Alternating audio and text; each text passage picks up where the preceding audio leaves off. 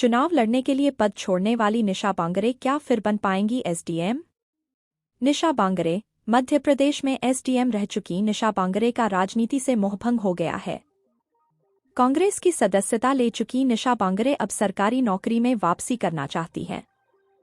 ऐसे में सवाल है कि क्या सरकारी नौकरी में उनकी वापसी होगी? आइए जानते हैं इस सवाल का जवाब। मध्य प्रदेश में एसडीएम रह चुकी निशा बांगरे का राजनीति से मोहभंग हो गया है। कांग्रेस की सदस्यता ले चुकी निशा बांगरे अब सरकारी नौकरी में वापसी करना चाहती हैं।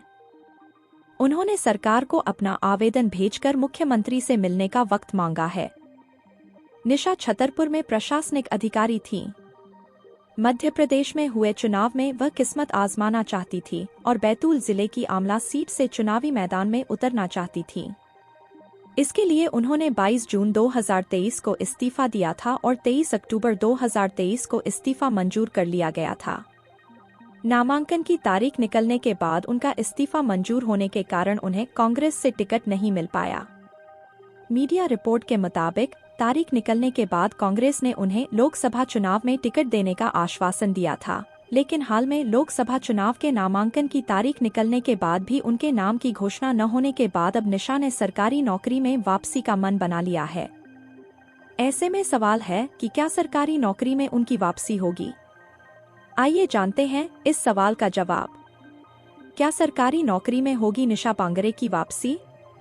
सुप्रीम कोर्ट के एडवोकेट आशीष पांडे कहते हैं, प्रशासनिक सेवाओं में जब भी कोई अधिकारी इस्तीफा देता है तो उसके पास एक तय समय तक वापसी करने का मौका रहता है। अगर एक बार सरकार इस्तीफे को स्वीकार कर लेती है तो फिर वापसी संभव नहीं हो पाती। निशा ने करीब 6 माह गुजरने के बाद दोबारा सरकारी नौकरी में वापसी के लिए आवेदन किया है। उनका इस्तीफा राज्य सरकार द्वारा स्वीकार भी कर लिया गया था। ऐसे में वापसी मुश्किल है। मध्य प्रदेश में एसडीएम रह चुकी निशा बांगरे का राजनीति से मोहभंग हो गया है। कांग्रेस की सदस्यता ले चुकी निशा बांगरे अब सरकारी नौकरी में वापसी करना चाहती हैं। ऐसे में सवाल है कि क्या सरकारी नौकरी में उनकी वापसी होगी?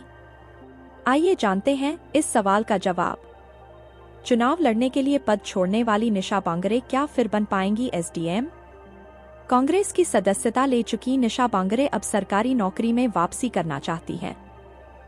मध्य प्रदेश में एसडीएम रह चुकी निशा बांगरे का राजनीति से मोहभंग हो गया है। कांग्रेस की सदस्यता ले चुकी निशा बांगरे अब सरकारी नौकरी में वापसी करना चाहती हैं। उन्होंने सरकार को अपना आवेदन भेजकर मुख्यमंत्री से मिलने का वक्त मांगा है। निशा छतरपुर में प्रशासनिक अधिकारी थीं। मध्य प्रदेश में हुए चुनाव में वह किस्मत आजमाना चाहती थी और बैतूल जिले की आमला सीट से चुनावी मैदान में उतरना चाहती थीं। इसके लिए उन्होंने 22 जून 2023 को इस्तीफा दिया था और 23 अक्टूबर 2023 को इस्तीफा मंजूर कर लिया गया था। नामांकन की तारीख निकलने के बाद उनका इस्तीफा मंजूर होने के कारण उन्हें कांग्रेस से टिकट नहीं मिल पाया। मीडिया रिपोर्ट के मुताबिक तारीख निकलने के बाद कांग्रेस ने उन्हें लोकसभा चुनाव में टिकट देने का आश्वासन दिया था, लेकिन हाल में लोकसभा चुनाव के नामांकन की तारीख निकलने के बाद भी उनके नाम की घोषणा न होने के बाद अब निशा ने सरकारी नौकरी में वापसी का मन बना लिया है। ऐसे में सवाल है कि क्या सरकारी नौकरी में उनकी वापसी होगी? आइए जानते हैं इस सवाल का जवाब। क्या सरकारी नौकरी में होगी निशा बांगरे की वापसी? सुप्रीम कोर्ट के एडवोकेट आशीष पांडे कहते हैं, प्रशासनिक सेवाओं में जब भी कोई अधिकारी इस्तीफा देता है तो उसके पास एक तय समय तक वापसी करने का मौका रहता है। अगर एक बार सरकार इस्तीफे को स्वीकार कर लेती है तो फिर वापसी संभव नहीं हो पाती। निशा ने करीब 6 माह गुजरने के बाद दोबारा सरकारी नौकरी में वापसी के लिए आवेदन किया है। उनका इस्तीफा राज्य सरकार द्वारा स्वीकार भी कर लिया गया था। ऐसे में वापसी मुश्किल है। ऐसे मामलों में पूर्व प्रशासनिक अधिकारी कोर्ट नहीं जा सकता। अगर वो कोर्ट जाता है तो ज्यादा से ज्यादा नियमों पर गौर किया जा सकता है। हालांकि प्रशासनिक अधिकारी की सरकारी नौकरी में वापसी होगी या नहीं, यह सरकार पर निर्भर है। अगर राज्य सरकार चाहे तो उनकी वापसी करा सकती है। यह सरकार के पास अधिकार होता है। आईएएस और आईपीएस के मामलों में क्या होता है? अगर ऑल इंडिया सर्विसेज के अफसर आईएएस या आईपीएस इस्तीफा वापस लेना चाहते हैं तो उनके लिए भी नियम है। अगर ऐसे ऑफिसर्स सरकारी नौकरी में वापसी करना चाहते हैं तो उन्हें 90 दिनों के अंदर इस्तीफा वापस लेना होगा। इसके लिए उन्हें लिखित में आवेदन करना होगा।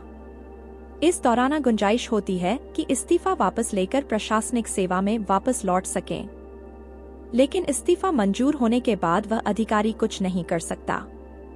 हालांकि कुछ स्थितियां ऐसी जब इस्तीफा वापस नहीं लिया जा सकता। ऑल इंडिया सर्विस रूल्स के अनुसार अगर कोई अधिकारी इस सोच के साथ इस्तीफा देता है कि वो पॉलिटिकल पार्टी से जुड़ना चाहता है या फिर चुनाव में हिस्सा लेगा तो उसे इस्तीफा वापस लेने का अधिकार नहीं दिया जाता। हालांकि कुछ ऐसे मामले भी सामने हैं जब इस्तीफा वापस लेने की अवधि पूरी होने के बाद भी उस अधिकारी की प्रशासनिक सेवाओं में वापसी हुई है, जैसे IAS अधिकारी शाह फैसल। 2022 में उनकी प्रशासनिक सेवा में वापसी हुई।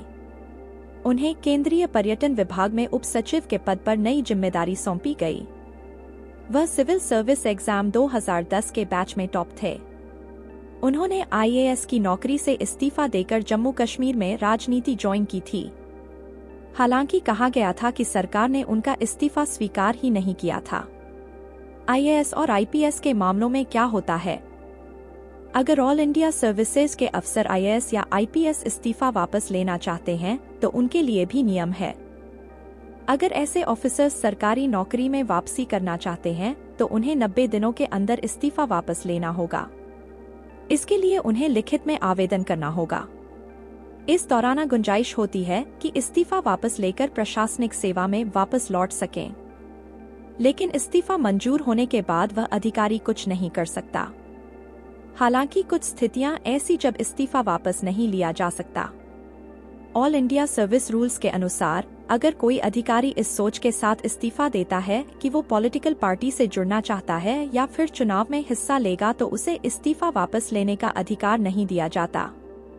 हालांकि कुछ ऐसे मामले भी सामने हैं जब इस्तीफा वापस लेने की अवधि पूरी होने के बाद भी उस अधिकारी की प्रशासनिक सेवाओं में वापसी हुई है, जैसे IAS अधिकारी शाह फैसल। 2022 में उनकी प्रशासनिक सेवा में वापसी हुई।